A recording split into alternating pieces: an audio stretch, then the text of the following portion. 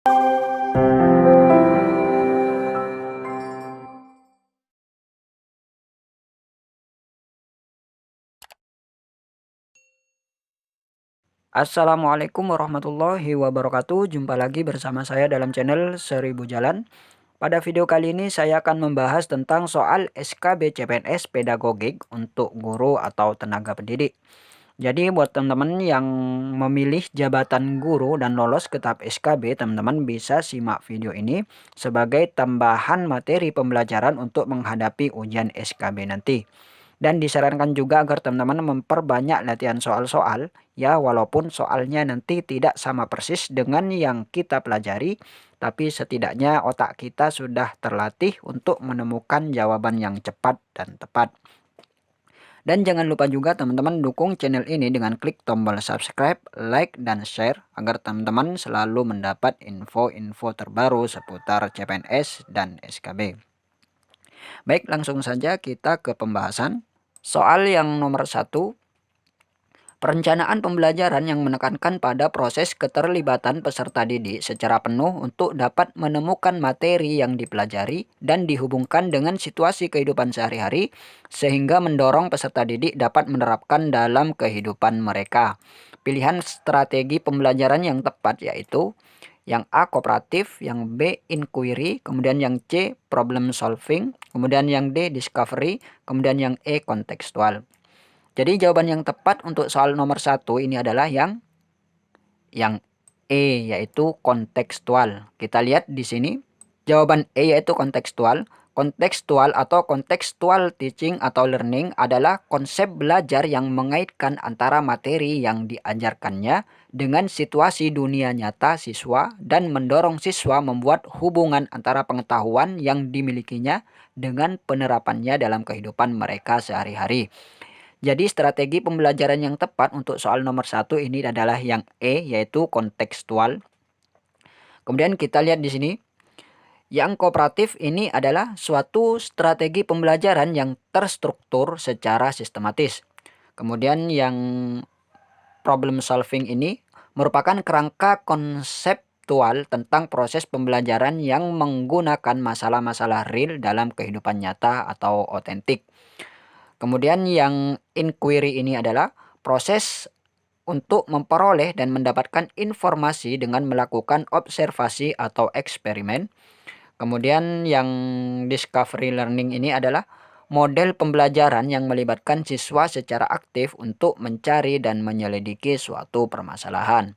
Jadi strategi yang tepat untuk soal yang nomor 1 ini adalah yang E teman-teman, yaitu kontekstual.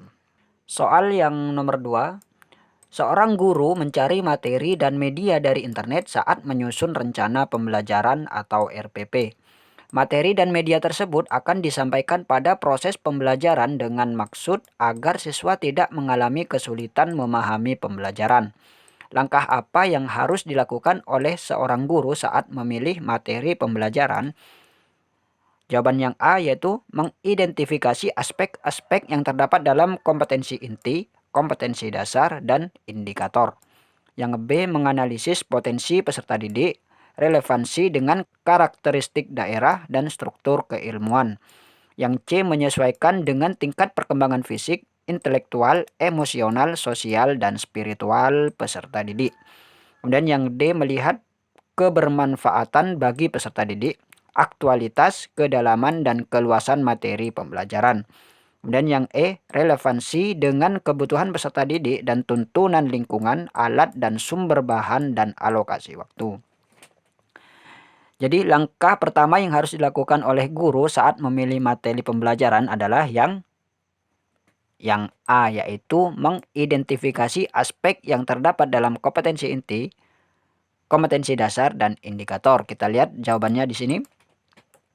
Jawaban A yaitu mengidentifikasi aspek-aspek yang terdapat dalam kompetensi inti, kompetensi dasar, dan indikator. Di sini adalah langkah-langkah dalam memilih materi pembelajaran, teman-teman. Jadi langkah pertama yang harus dilakukan guru yaitu adalah mengidentifikasi aspek-aspek yang terdapat dalam kompetensi inti, kompetensi dasar, dan indikator. Jadi jawaban yang tepat untuk soal yang nomor 2 tadi adalah yang A.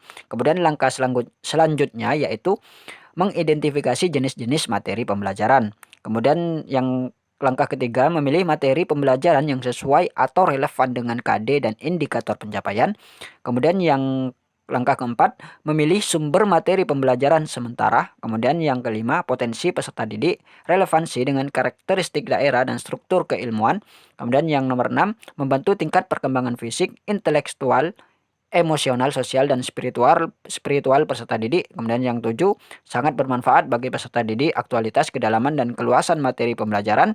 Yang nomor 8, relevansi dengan kebutuhan peserta didik dan tuntunan lingkungan agar alat dan sumber bahan dan alokasi waktu. Kemudian langkah yang kesembilan yaitu bukan termasuk langkah-langkah memilih materi tetapi prinsip dalam memilih materi. Jadi ini adalah langkah-langkah dalam memilih materi pembelajaran teman-teman. Jadi jawaban untuk soal nomor 2 tadi adalah yang A.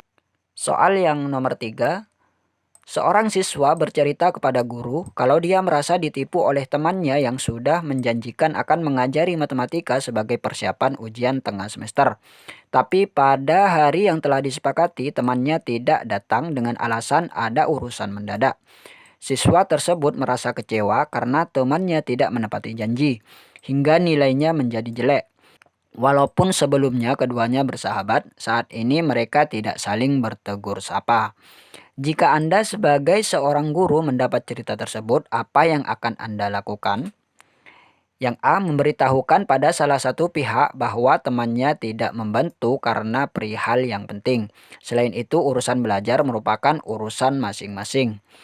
Yang B, memanggil keduanya serta memberikan nasihat-nasihat agar keduanya bersahabat dan saling membantu. Kemudian yang C, memberitahukan pada salah satu pihak bahwa karena tidak jadi membantu temannya mendapat nilai jelek serta mendorongnya untuk meminta maaf. Kemudian yang D, memfasilitasi pertemuan di antara keduanya untuk membangun saling kesepahaman mengenai masalah tersebut dan jalan penyelesaiannya. Kemudian yang E, cukup didengarkan saja keluhan itu dengan baik dan menyarankan untuk dapat diselesaikan secara mandiri. Ini adalah salah satu contoh permasalahan yang terjadi pada peserta didik, teman-teman, di mana peserta didik ini tidak saling bertegur sapa karena suatu permasalahan tidak menepati janji, sehingga mereka menjadi bermusuhan. Jadi langkah bijak seorang guru atau tenaga pendidik pada kasus ini adalah yang D, yaitu memfasilitasi pertemuan antara keduanya untuk membangun saling kesepahaman mengenai masalah tersebut dan jalan penyelesaiannya. Jawaban D. Jadi guru harus memberi jalan untuk menyelesaikan permasalahan tersebut dengan mempertemukan kedua peserta didik untuk membangun saling kesepahaman dan memberi jalan keluarnya. Jadi jawaban yang tepat ini adalah yang D. Soal yang nomor 4. Terdapat peserta didik yang mengadu kepada guru bahwa ia selalu melakukan tugas piket kebersihan kelas sendiri. Anggota yang lain tidak mau terlibat membersihkan kelas. Mereka memaksa dan mengancam jika melaporkan tersebut pada wali kelas. Sebagai guru yang mengetahui hal tersebut, apa yang akan Anda lakukan? Yang A, memberikan hukuman kepada seluruh anggota piket kebersihan karena tidak dapat membangun kerjasama yang baik dalam tugas yang menjadi tanggung jawab. Yang B, guru melakukan evaluasi keterlibatan siswa terkait kegiatan piket kebersihan kelas serta menyampaikan hasilnya agar menjadi perhatian seluruh siswa untuk terlibat dalam tanggung jawab tersebut. Yang C, memberikan teguran kepada siswa yang tidak mau terlibat dalam kegiatan piket kebersihan kelas agar siswa yang rajin tidak terpengaruh dan tidak mengulangi perbuatannya. Yang D, merekomendasikan guru BK untuk melakukan konseling kelompok untuk mengajarkan keterampilan bekerja sama dengan orang lain dalam suatu kelompok. Yang E, memfasilitasi pertemuan agar terjadi komunikasi antar anggota kelompok piket kebersihan sehingga anggota menyadari tugas masing-masing ketika jadwal piket kebersihan kelas berlangsung. Jadi jawaban yang tepat untuk soal yang nomor 4 ini adalah yang B, yaitu guru melakukan evaluasi keterlibatan siswa terkait kegiatan piket kebersihan kelas serta menyampaikan hasilnya agar menjadi perhatian seluruh siswa untuk terlibat dalam tanggung jawab tersebut. Jadi jawaban yang tepat ini adalah yang B. Soal yang nomor 5. Seorang siswa kedapatan membawa handphone ke sekolah, padahal sekolah sebenarnya sudah memberikan tulisan peringatan serta aturan untuk tidak membawa handphone ke sekolah. Sebagai guru yang berkewajiban memberikan pendidikan, bagaimana Anda menanggapi permasalahan tersebut? Yang A. Memanggil siswa dan menasihatinya agar tidak membawa handphone ketika di lingkungan sekolah karena akan mengganggu konsentrasi belajarnya. Yang B. Apabila mengetahui siswa yang membawa handphone, segera menyampaikan hal ini pada wali kelas serta guru bimbingan dan konseling untuk memperoleh penanganan lebih lanjut. Yang C. Saya akan lebih aktif dalam mencegah agar siswa tidak membawa handphone ketika di sekolah dengan cara melakukan pemeriksaan sebelum bel masuk kelas dan menyita HP untuk sementara waktu. Yang D.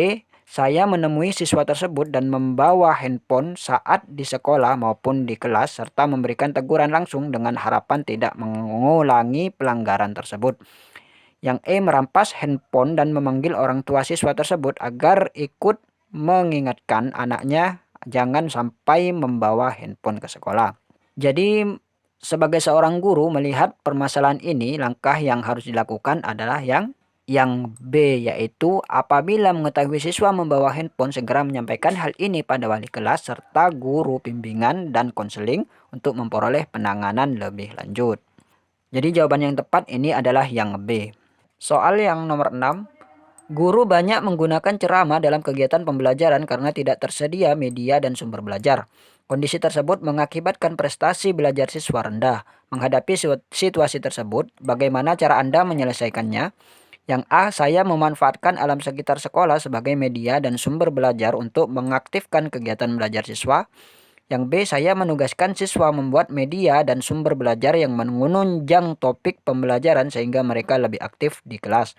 Yang C. Saya bekerja sama dengan orang tua atau wali murid untuk memberikan sumbangan dalam pengadaan media dan sumber belajar. Yang D. Saya meminta siswa untuk belajar di kelas dengan tenang dan memperhatikan penjelasan guru dengan baik agar berprestasi. Yang E. Saya mengemukakan persoalan tersebut kepada beberapa guru dan tetap mengajar seperti biasanya. Jadi jawaban yang tepat untuk soal nomor 6 ini adalah yang A, yaitu saya memanfaatkan alam sekitar sekolah sebagai media dan sumber belajar untuk mengaktifkan kegiatan belajar siswa. Baik, itulah beberapa latihan soal-soal SKB CPNS pedagogik untuk guru atau tenaga pendidik. Semoga video ini bermanfaat. Wassalamualaikum warahmatullahi wabarakatuh.